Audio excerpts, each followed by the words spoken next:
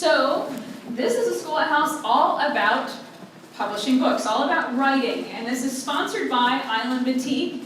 This is some of my fabric that I have created with them, and we're going to be in booth 746, and I'm going to be in the booth from 10 to 12 every day of market. So if you have questions and maybe don't feel comfortable yelling it out in front of everybody, or you just want to come and chat with me more about writing, about publishing, about being an author, entrepreneur, then please come and talk to me. I'd love to help you. That's why I wanted to create this schoolhouse. That's why I wanted to present it, because I'm very passionate about helping other quilters be successful at this whole thing, and most especially to do it through writing books, because I think it's such an awesome way to share content. It's an awesome way to kind of give yourself some thud factor. Thud factor is like when you drop the book, it makes a thud, you know? When you drop a pattern, it doesn't sound real loud, but when you drop a book, it makes a pretty loud noise. So that's part of why I like to teach about self-publishing and publishing general tips about writing and how to get started and how to keep going. So what we're going to do, how we're going to do this is inspired by a comic book convention I went to, where there was a moderator and then a couple other people, and they basically answered the same question, each person chipping in, kind of sharing different opinions and different perspectives on that aspect of comic books. Well, this is kind of the same thing, only we're going to talk about specifically about writing craft/quilting books, and we each have kind of a different take on this. So the first question is, why do we write? And what books have we written, and how have they been published? Thank you. And for those who don't know, this is a wonderful Leah Day, amazing machine quilter. And my name is Krista Watson, and I have published 2 books, and I've got one on the way next year, and I write mostly about machine quilting, and I'm so nervous I've already forgotten the first question. Oh, that's okay. Why do you write? Why do I write? Well, I write because I can edit myself. Doing live is a little bit different. Now, I really enjoy writing. I love teaching. I've taught machine quilting for years and years, and when I decided that it was time to write a book, it basically helped me take what I had taught for years and years and put it into book form, because I realized that there's only one of me and I can't get around to the entire world and I can't teach all the quilters. So I thought that by writing a book I can reach a wider audience, teach my methods, and share my passion. And so far it's been a really fun ride. Hi, I'm Stephanie Palmer. I'm your bonus person, not listed today. Leah and Krista dragged me along and said, please come because I have a slightly different perspective, and so we thought we'd round it out for you. So I'm the indie publisher of the Quilter's Planner, and you have all the mini Quilter's Planners in your swag bags today. They're little 5x7 put in your purse books, but then the full-size one is here, and Checker Distributor is carrying it, so you can go visit Checker booth and put an order in for it, or you can buy it from quiltersplanner.com. So I write, well, I'm a clinical psychologist and a quilter. Multi-potentialite is what we call ourselves. All of us in this room, I bet, are those people that have multiple talents, because that's what quilters are, right? So I write because I am fascinated by the human brain and our need to set goals for ourselves and to continue to push ourselves and to grow. And so for me, writing both fiction stuff on the side for fun for myself and publishing and writing this book has been to push myself and explore how goal setting helps us be more productive. Awesome. Why I write books. When I got started with the Free Motion Quilting Project, that was my blog, within about 15 days people were begging for a book. And I never really thought about it. It was like, you want a book? Really? Like now? There's only 15 designs. Why do you want a book? Just wait. But it was at that situation where I was just starting a business and I kind of needed to make some money, so that's why I wrote my first book. My first book was actually about piecing, and it was an ebook, and then I recently re-edited it, and this has been published on demand through a site called CreateSpace. CreateSpace ties into Amazon.com, so when you order this, it's printed on demand, doesn't cost me a dime to print it, and I just make a royalty on the sales. So I never had to print a copy of this unless I wanted to sell it, like, let's say at a class. Does that make sense? My other books that I have created, I made mini books, and the reason I made these is because I got tired of making handouts for my classes. Because every time I printed a 5-page handout and stapled them all together, half of them got left on the tables at the end of class. No one respected my time and energy in making that handout. So I thought, well, I'll just make a spiral-bound mini book, and no one's gonna leave this baby behind, because it's also added thud factor to my classes where I could go ahead and charge an extra $20 to the supply fee, unless someone already had it, and that helped me make a little bit more margin on my classes as well. So the last reason that I made a book is because it made the most sense. 365 Free Motion Quilting Designs was the book of all of the designs I published for the Free Motion Quilting Project. That's the videos that I published. And I've gone beyond that, but I figured that was a good place to just say, well, that was the original goal, put it together in a book, and it has done very, very well. So that's kind of the reasons and the books that we have all created. So now we're going to talk about why we have gone indie or traditional, and a little bit more specifics about that, because the thing is, you have a lot of choices, and that's the thing I really want you to understand by the end of the schoolhouse, is just how many choices you have when it comes to writing and publishing and getting your books out there to quilters. Thank you. Well, the main reason that I chose to go with a traditional publisher, I'm published with Martingale, That Patchwork Place, and like I said, I've got 2 books on machine quilting out right now. My 3rd one is coming out next fall. And the main reason that I chose to go with a traditional publisher is because I don't have the layout and design skills and the photography skills to do the self-publishing. I know that you can hire that out, but that was kind of a barrier for me. And when I researched different publishers and which one I wanted to pitch my ideas to, I found out that Martingale seemed like a really good fit with me, and I love the fact that they really helped out a lot. They basically could take what I call my chicken scratch and all my information. I was able to give it to them, and they could turn it into this beautiful work of art, the work of art that was in my head, and I had to get it out, but by working with them collaboratively, we were able to come up with this really, really wonderful product, and I've had a really good experience. I've never done any indie publishing myself, other than patterns, but I've been really, really happy working with a traditional publisher. I think this question, a lot of it depends on your personality and what you like to do. If you are somebody who likes a team being presented to you, who will help you along the way and give you deadlines that you need to follow, then the traditional publishing world is a really great fit. If you're a little, maybe slightly on the type A side, or you like to have your hands in a lot of different aspects, then indie or self-publishing, we use the terms interchangeably, is an excellent option. And like Krista, I actually don't have the graphic design skills, but one of the things I enjoy doing is putting together my dream team to create my dream. And so I love finding the right graphic designer, the right photographer, the right pattern writers to work with me. My favorite thing is community and collaboration. So this is what drove me to choose the indie or self-publishing world. And also, creating a planner is a little bit outside of the normal box. It's not quite talking about creating a book of patterns in the same way. There are 14 patterns with it, but it's just different, so it just doesn't fit with the traditional publishing world. Excellent. And I chose to indie publish simply because that made the most sense for my business. I needed to make some cash for my books, and straight up, I need to pay bills. And number one, I couldn't take the lead time that it takes for a traditionally published book. I wasn't willing to wait a year or 2 years to see that finished product. Most of my books have taken a couple months to go from idea to design to finished book. So I just couldn't wait. And then, I wanted to make more money off of them. So that's why I chose to go indie. And there's actually another form of publishing that's going hybrid, where this book began as self-published. I published it in 2012, and it was self-published first edition. Then I created a second edition where I updated the layout, had it edited, had a new cover, all that stuff. We printed, did 2 print runs with it, very successful, and then my husband and I both admitted that it was too expensive. I couldn't deal with the cost, I didn't want to deal with the warehouse, it was just a big giant headache.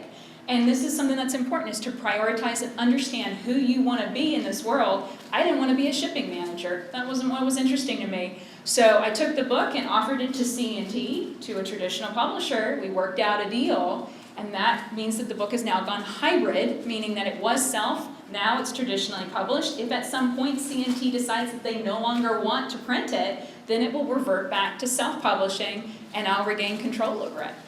Okay? So the next thing we're going to talk about is the writing process. How do you start your books? Do you have any tips on outlining or planning the book to get started? And we're going to start with Krista. Great. This is a really good question.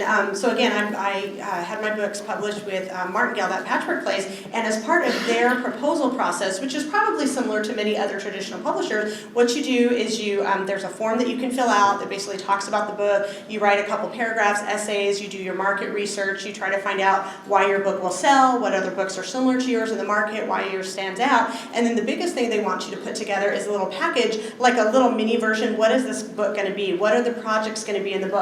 Depending on the publisher, they may or may not want you to actually make some of the projects in the book.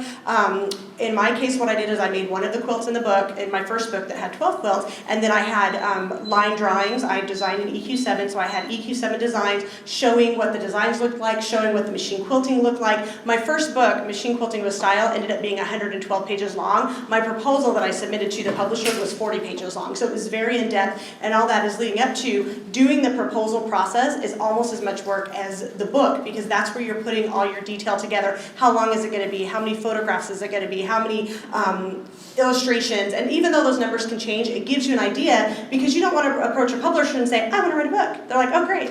What you want to do is you want to say, I want to write a book, and this is what it's going to be about, and this is how long it's going to be. It shows that you have thought out the process, you have thought out what it's going to be, and you're just working with them to get it printed. You're doing the work as the author. You are doing the work. They're helping you bring it to fruition. So the number one thing that helped me organize my book and write it was by having a very step-by-step detailed table of contents in my proposal, so that when it actually came time to write the book, all I had to do was fill in the blanks and add in all the missing pieces, and it was a very streamlined process. I'm a very visual person. I think probably a lot of us in this room are. We wouldn't be here if we're not. So I have a giant whiteboard, like the biggest I could find, and I plot out my ideas in a graphic kind of picture sense for myself with some sticky notes. It's very mad genius looking, and then I can't let my kids anywhere near it, because if they erase it, it's gone forever. I'll never have that idea again. So I use visual formats, and I think maybe here is a time I could say that I'm realizing all three of us are bloggers as well. And if you're thinking now that you like to write, that you might want to publish your own book or go the traditional route, think about how you can start flexing your writing muscles. Even if we're talking about writing patterns, what can you do to write? Maybe think about blogging. It's not about having 1 million followers. It's about practicing this craft, right? And same thing with magazines. I know we're going to talk about that too, but getting your work in magazines. Before you publish a book, you need to start building an audience. You need to start building your people, your tribe. And that starts today. Like today. Go home and start thinking about that now. I absolutely agree, because no matter whether you go indie or traditional, if you publish a book and there's no one that knows you, you're not going to sell any copies. Sorry, but that might sound harsh, and a lot of people go into this assuming, like, I can go with a traditional publisher and they're going to sell it for me. No, they're not. It doesn't work that way anymore, because there's so many books coming out, and you've got to have your kind of like little group, your fan base that loves you. So as for writing, for me, I have run the gamut of completely disorganized, like fly by the seat of my pants. I have no idea what I'm writing next. It's just whatever I feel like today. And that is a nightmare. It doesn't work for me, and it has led to a lot of catastrophic, very time-consuming problems in my book writing process. What I eventually came to find, at least for like pattern-based books, which I'm getting into, is to write the patterns first, kind of go backwards. So the patterns go at the end of the book, right? So I'm writing those first, and then I'm going, okay, well, in order to make that pattern, I need to teach this technique. So then I write that technique. And then I back up even further and say, okay, in order to understand that technique, what do they need to know next? And so for me, it's now writing a backwards process, and this also helps me get out of my own head when it comes to the first chapter. I can't tell you how many times I've written a first chapter 1 like 17 times. It's not good enough yet. So that is such a waste of time. Like, leave the first chapter and the introduction all to the very, very end, or you'll waste your time constantly going back to it and back to it. Okay, so another thing that we have to deal with when we are writing is managing photos. This is a big part of our quilting books. They have photos in them. They have photos, they have step outs, meaning like you have a quilt maybe partially created or a block partially created. So let's talk about tips for managing those photos and the writing, anything that we can share about that, whether, something that we might have read, something that we like to listen to, anything that's helpful. Very good. Well, first of all, Stephanie had kind of alluded to it. If you're considering writing a book, I would recommend getting started with pattern writing first and getting published in a magazine, because even though different magazines are owned by different publishers and they'll have different formats, they're going to teach you a little bit of a writing style. When you start writing books and stuff, you write a little bit in code. You write your design and everything, but the way that it was once told to me is when you're writing, whether it's a book or whether it's for a magazine, you have 3 separate piles. You have a pile of words, that's instructions. You have a pile of illustrations, that's like, what the finished quilt's going to look like, the how-to, and then you have a pile of photos, whether they're step-by-step photos, whether it's the finished quilt. You have these 3 distinct piles, and so if you can learn the writing style, meaning that you write them all separately and you put them together in different buckets, then what you do is you send it to the publisher and they put it all together and they format it and they lay it out. So getting started with a magazine is a good way to kind of get your feet wet and understand how to kind of write in magazine style or write in book style. And I'm going to pass it off to you. And then I had a thought, but I forgot. What was the question? Just writing. Any tips on writing? Writing and is what photos. And photos. Yeah.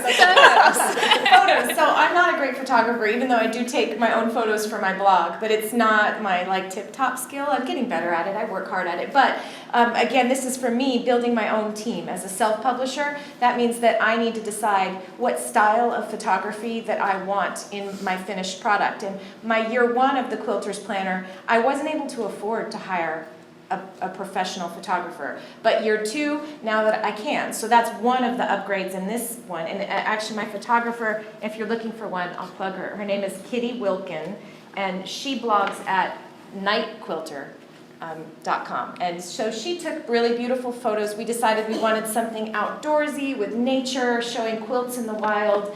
And she lives in beautiful Maine, so it was a perfect backdrop. And I think it gave nice photos for a planner. So photography is something that if you go to the traditional publishing world, they're going to give you the photographer most of the time, right? Yeah. Most of the time, yeah. Yeah, depending on the publisher you're going to work with. Some of them will give you a budget and then you'll hire your own photographer. Others will have you send all the project in and they'll do all the in-house photography. When I was working with my publisher, what they had me do is I still had to take photos of all my quilts to show them what the quilt was, which quilt matched up what pattern, and they made a couple photocopies of those that they could pass off to their graphic design team, to their editing team, so that we could all work on it together. And then what they did is they took professionally styled photography. So my photos that I took were simply in-house, they were managerial for them to understand, but then later on during the process, they actually took really nice photos. They also used my photos to know which way is up on the quilt. That's very helpful when you're writing quilting. So I guess I'm on the odd man out here because I don't pay anyone to do my photos. I have paid a photographer to shoot the individual squares for 365, and so we just sat down one day and he just batched them out and had camera on a tripod. But for the most part, most of my photos I shoot myself. And as I'm working on a new book, I'm shooting photos as I go. So as I'm working on that quilt, I'm always looking for that good shot, that kind of looks kind of nice on the machine like that. I'm going to snap a photo of it as I go. I'm also, at the same time, shooting video as I go. And this is something new that I'm doing, and it kind of requires a little bit of brain compartmentalization, but why I'm doing it is because when the book is out, I can then edit and upload those videos, and they can then do some marketing for the book, where each of those videos I'll add an intro to say, hey, here's a project from my book. And whether it's 6 or 10 videos that I create during the quilting process, that's going to be something that drives more traffic going to it. And one last resource that I really recommend for any form of publishing, it is a really wonderful podcast called The Creative Pen. That's PENN. She's a UK author, and she's actually a paranormal sci-fi fiction author, but she's extremely supportive about publishing, and she shares very specific information, and her name is Joanna Penn. She reinvigorated my desire to write because she's constantly talking about the importance of having a backlist, meaning multiple books, so that you might put a lot of heart and soul into one book, but guess what? That's one book.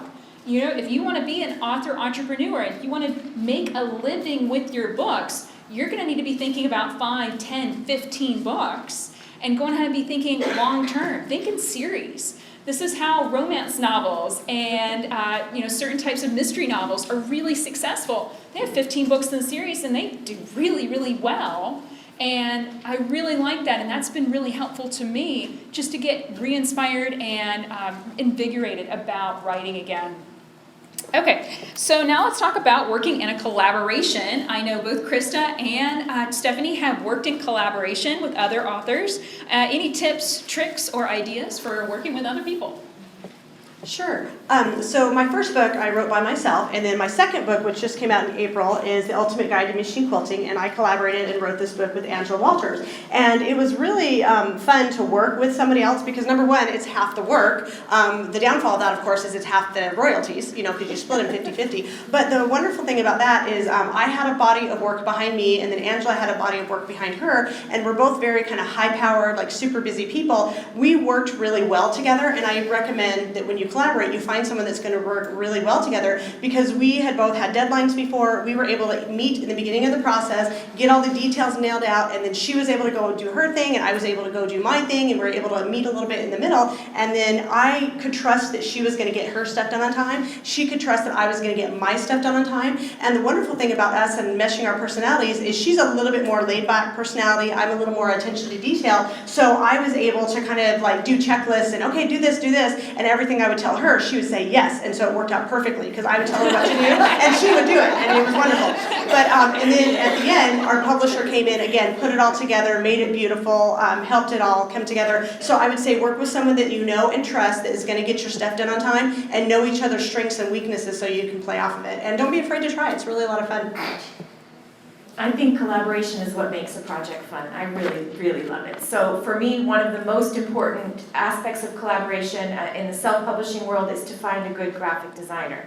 Somebody that is almost like a thought partner with me, somebody that I can bounce ideas off of, and who feels a shared ownership of the book, even though I'm the one taking the financial risk.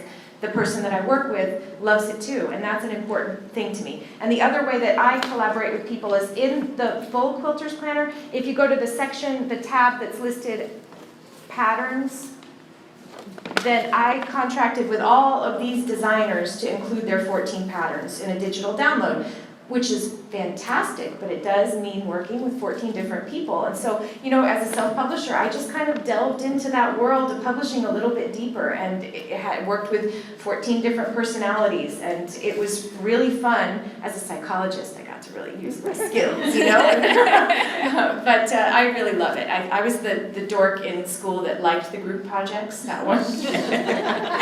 Nobody likes those. Yeah, I hate group projects.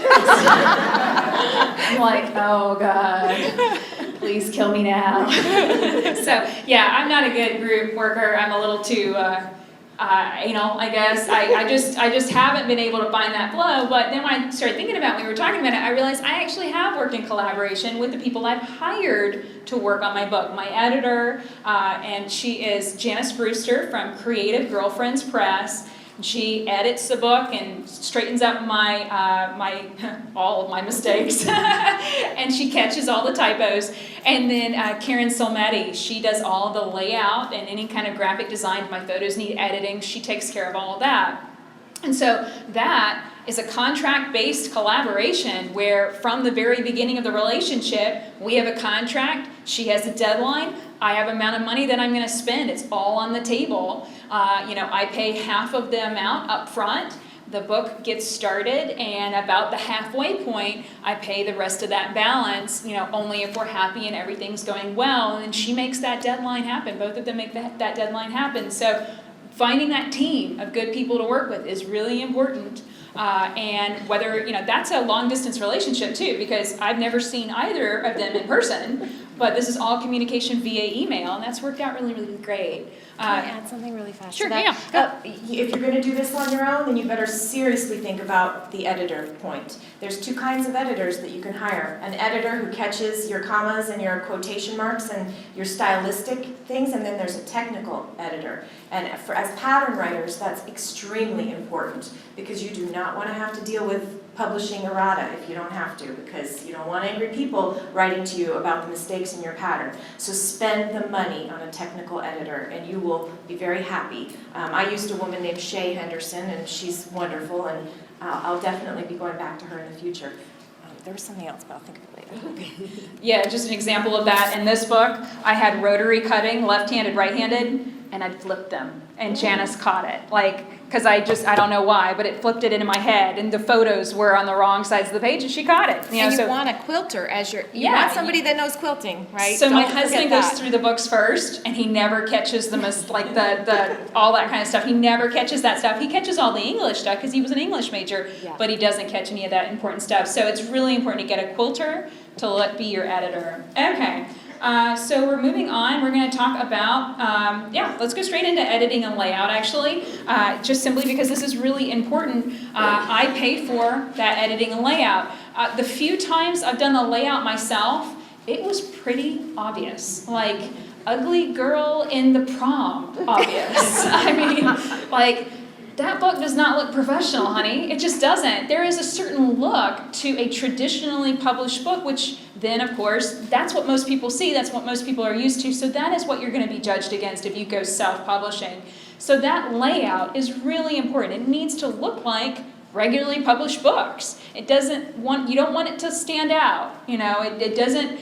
That's not a good idea. So paying for someone to do the layout is an absolute must, just as much as getting a good editor, paying for the layout. And then 2, you can spend more of your time writing your next book. While that book's being laid out, all the stuff should be done for it, so you can go on ahead and start book number 2, okay? Editing is very important, whether you do self-publishing or traditional publishing, and then the way it works when you're working with a traditional publisher is you get everything ready, you've got a deadline, you send it in, you give them the 3 piles, your words and your photos and your illustrations, and they work their magic. But what you're going to do is you're going to go back and forth a couple of times, depending on what your deadlines are and depending on what your dates are. And so you're going to send it all to them. They're going to give it to their technical editors, to their content editors, to their overall editors. They're going to look through it, they're going to check the grammar, and a lot of times they're going to edit it. They might change things, they might move things around, and so as working with a traditional publisher, you have to be okay with that. If you're worried about that, you can talk about that and negotiate that in the beginning, how much control you want, how much control they want. In my case, I trust any of the edits that my publisher made because they had been doing this for a lot longer than I've been doing it, and so they were able to pick out a color scheme for my book, they were able to lay it out, but I still had the final say as to what the words were. They would send it back to me, and I would, I'm going to use this choice of words or that choice of words, or they'd give me little notes that would say, we've got a little white space on the page, can you add 2 or 3 more sentences? Or they'd say, on page 27, you've got 1 sentence too long, can you cut something? Because not only are they editing for content, they're editing to actually make it fit the space in the allotted amount of pages that it's going to print in. But going back and forth several times and then seeing the final copy, they send me then a final PDF copy before it goes to print, and it's a really neat process. At this point, we had to end our initial schoolhouse presentation, but Krista and Stephanie and I still had so much to share about writing and publishing, so we stayed for another 30 minutes to answer questions. Unfortunately, I forgot to hit the record button before we started fielding questions, so I believe the first question was, how do deadlines work with traditional publisher? And here, Krista is going to jump in first, sharing her experience on delivering her book on time.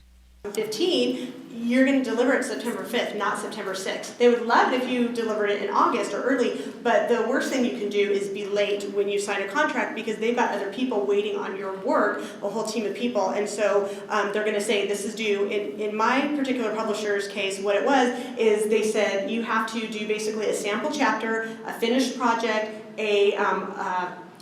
following our writing guides for 1 project, and that's usually due about a month after you sign the contract, or maybe 2 months after, and then the balance of it is due on the contract date. And so what they're doing with that first initial deadline, they're making sure you understand their style guides, they're making sure you know how to work on a deadline, they're making sure you know how to follow instructions, and that gives them plenty of time to help train you if for some reason you don't understand it. But then in my publisher's case, it's very independent. They're like, okay, we'll see you in 6 months, show up and have everything written to you. So you have to work very independently to make sure that you get everything done on time. I have seen friends that have had book deals and they've fallen through, not because of the publisher, but because the person didn't live up to their end of the bargain. Well, as a follow-up on that, so then what is the publisher's responsibility for promoting the book, and then what is your responsibility? Because obviously you have a following, or people have come to your classes.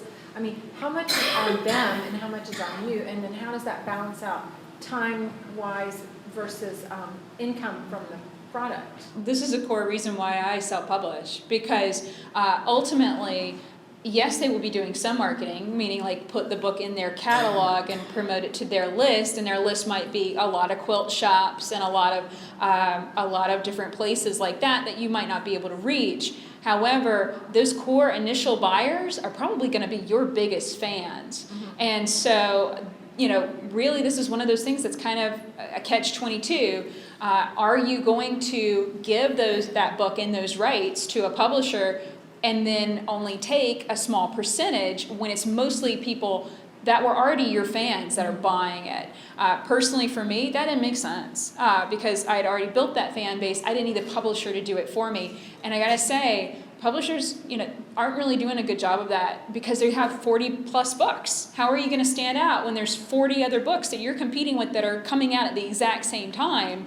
You've got to stand out from the crowd, and by doing that, you've got to already have a fan base. You want to talk about that? So good, what would be the benefit then of going with the traditional? So working with the traditional Having more publisher people. on both ends, a lot of it. First of all, I'll talk about the marketing that I did for my books, and then I'll talk about the marketing that they do. I sit down and I talk with they have a marketing person in charge, and so we talk together. We come up with a marketing plan, and really, when it comes right down to it, you've got to put into it because they are publishing a lot of different books with a lot of different authors. They will spend a lot of time marketing your book, but they cannot market it as much as you do, and they don't know it as well as you do. So I did a lot of marketing myself. What my publisher did that I couldn't do, or that was harder for me to do, is they allowed me to present my book at Schoolhouse. I had a Schoolhouse session last fall, and in the spring for my 2 books, I'll have another Schoolhouse session next fall. They pay for it, they set it up, they organize it, they do all the paperwork. All I have to do is show up and present it. So Schoolhouse is a really big thing. They also have a booth where they are promoting my book in their booth at Quilt Market. I don't have to pay for it. Again, it's all on their dime. And then they set up book signings, and then for this year, for my book, The Ultimate Guide to Machine Quilting, they've set up 2 demos where Angela and I are going to be quilting live tomorrow at 11 a.m. in the Handy Quilter booth and at 3 p.m. in the Bernina booth tomorrow. And so they set all that up. They're giving away copies to people that show up, and so all the expense, they bring in all the books for us to hand out.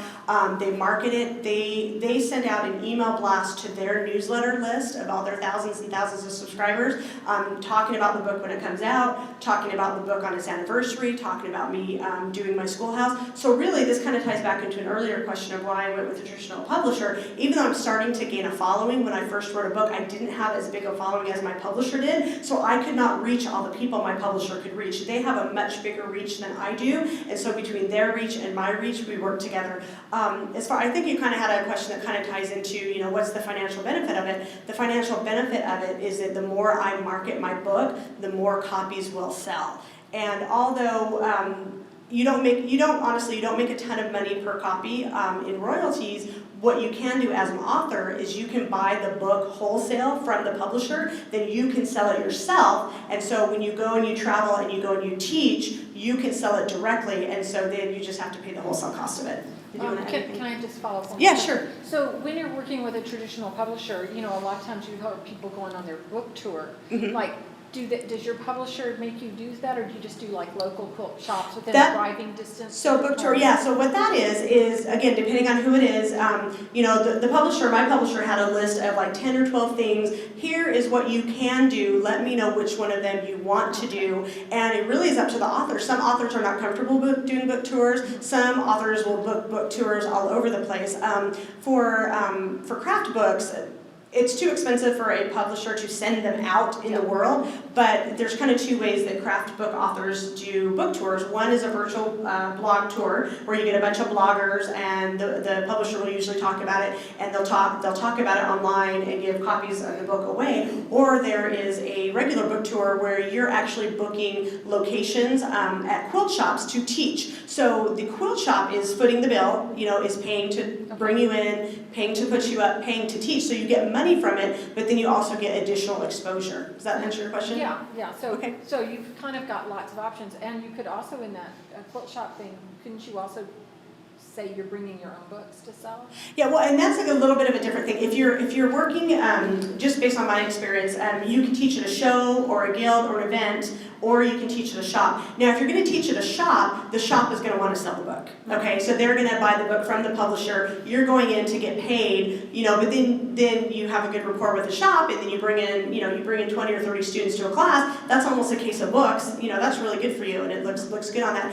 And then when I teach at like Guild or like quilt shows, then I bring my own copies and I sell them directly. So 2 different ways to do it. Okay, that makes sense.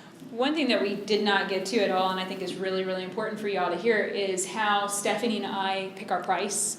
Because as a self-publisher, we pick our price, we pick our royalty, we actually make that choice.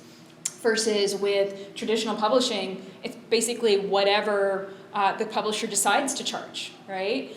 So how I have priced my books is the cost of the book to print, if I'm printing it, times 4. And what that does is that allows me space if I wanted to put it in distribution, if I wanted to wholesale it, then I would have the space to do that. Now, when I'm print on demand, that means that I'm not going to ever take on the print cost of the book. That's just, I'm not interested in it, I'm not going to do it. I'm going to put it up on CreateSpace, it's going to go up on Amazon. In that situation, Amazon has a page where you decide your price. And it says you cannot price it below this minimum value because Amazon already calculates the print cost for you. And so it says, okay, well, it can't be less than $15. So then you decide the price, and you really should just go off of the base market, what the market can handle. And the market can handle books, good quilting books that are 100 pages plus, to be anywhere between $24.99 and $39.99. My 365 is $39.99. When it went to CNT, I think it dropped down to $36.99. But it's whatever the market can handle. And then the royalty is then calculated, the price that you're setting minus that cost of the print cost. And so I have not taken, for even these little mini books, I've not taken less than $5 per book. And that means that I have made a lot of money. I've not maybe sold as many. I've sold 3,000 of the blue and 3,000 of the blue and 2,000 of the red. And I might not have sold that many, but I have made quite a lot of money from them simply because of that increased royalty. And When you put one of those out, and because you're highly depending on your fan base. mm-hmm. So would you say the majority of your sales from when a new release goes out are like within the first 30 days, or what's the time frame? They're Actually, actually all of them. they're a lot longer term than that. And here's another thing that's interesting about Amazon. And there's a lot of people that are buying on Amazon that might not ever have heard of my blog and not ever found my website, but they're just on Amazon and clicking around and they found my book. So that's something to keep in mind, is that just the power of Amazon.com can get you a lot of sales.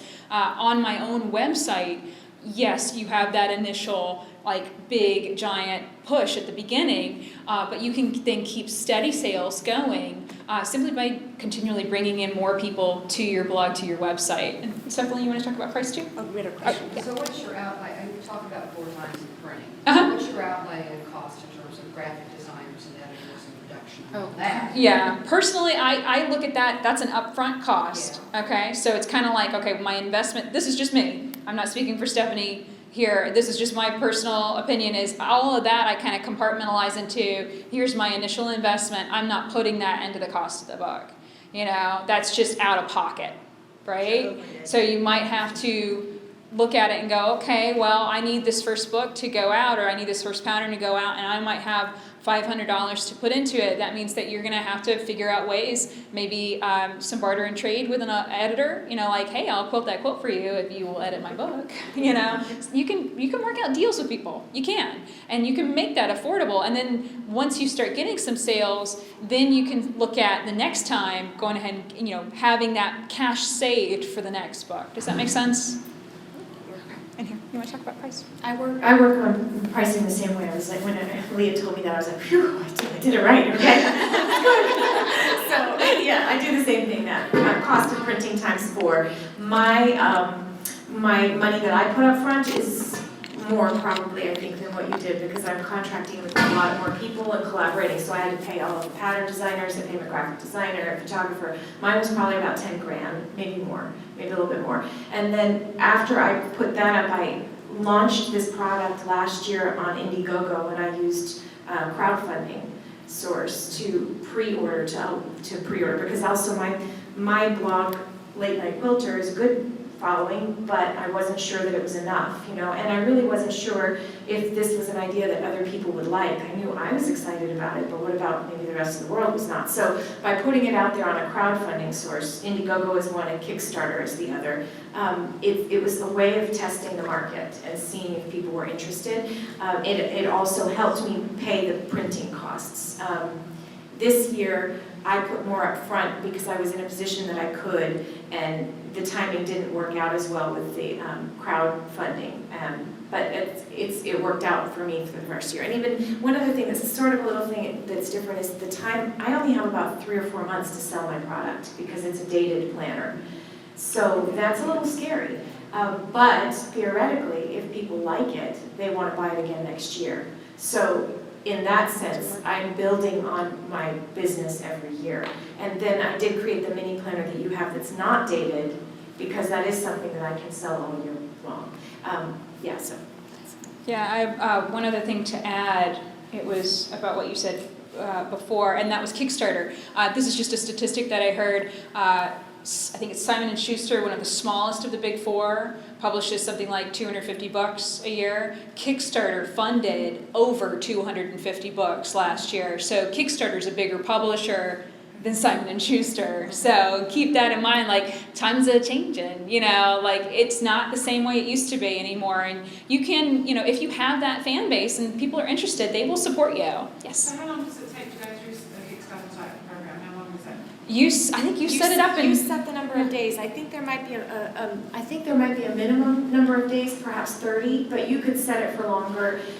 The difference when I was choosing this last year, Kickstarter, if you set a minimum threshold, if you do not raise that much money, you don't get the money.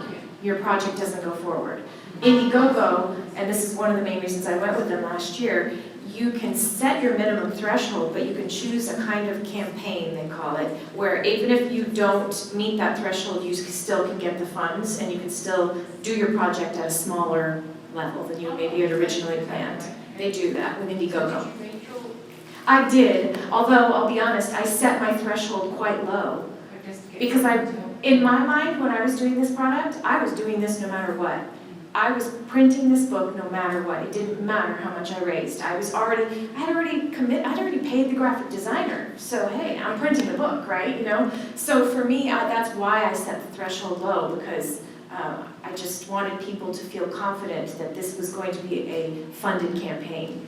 And I still get emails from people. I got emails that would say, "Wait, am I just contributing to some weird idea that you had, or am I really going to get a book?" I have to answer that quite a few times. But say, "No, you're getting one. I promise." yes. Can I just ask Krista, how long was your lead time to produce your book, and how did you handle having stuff out there already, balancing what you had out there already with what was going to go into the book?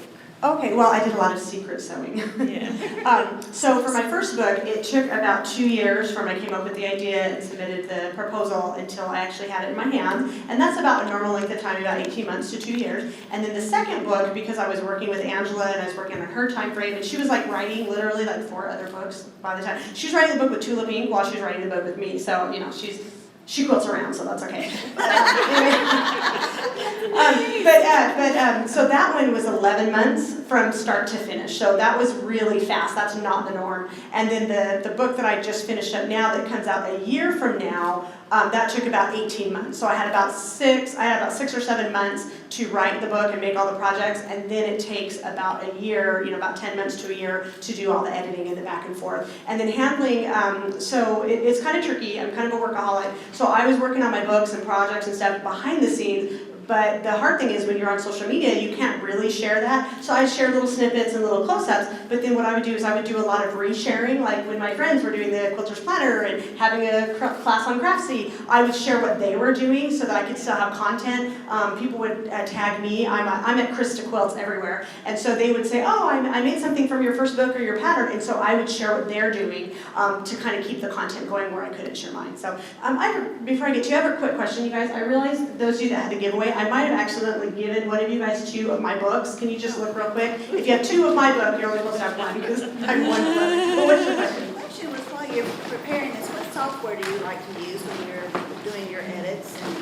Oh, okay, well, so working with a traditional publisher, their specification is that the words have to be in a Word doc. So I submit that to them via email as a Word doc.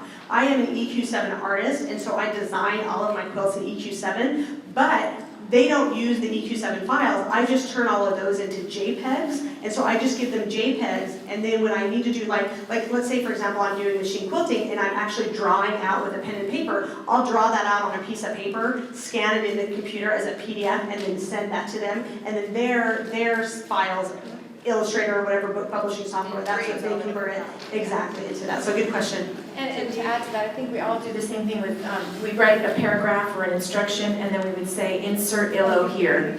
And then we send the file of the pictures to the designer, whatever the design team is separate, and then they know where to insert illo A, illustration A. Do not embed it. Do not embed it, yes. Yeah. But when you were doing yours with the Amazon thing, you Yeah. put it all together. So with Amazon, all you have to do is just upload a PDF. So you can create the PDF in Word, and then you just hit export, and then you can export the PDF. What you need to watch out for when working with CreateSpace is you know, like the bigger the book, the wider the margin, especially in the gutter, okay? And this got me into trouble where I uploaded the book and they were like, well, that's a and they'll red flag you. They're like, no, that's not gonna be published because something's like that photo's getting cut off. And so that requires a bit of back and forth, and that's ultimately why I decided never to do my own layouts again, because it's a big giant headache.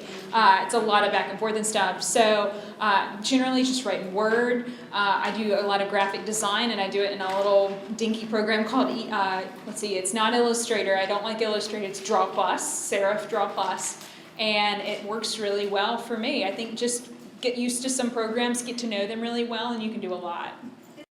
So that was the last question that came out cleanly in the recording, so we'll end it there. I hope you've enjoyed hearing the Schoolhouse presentation.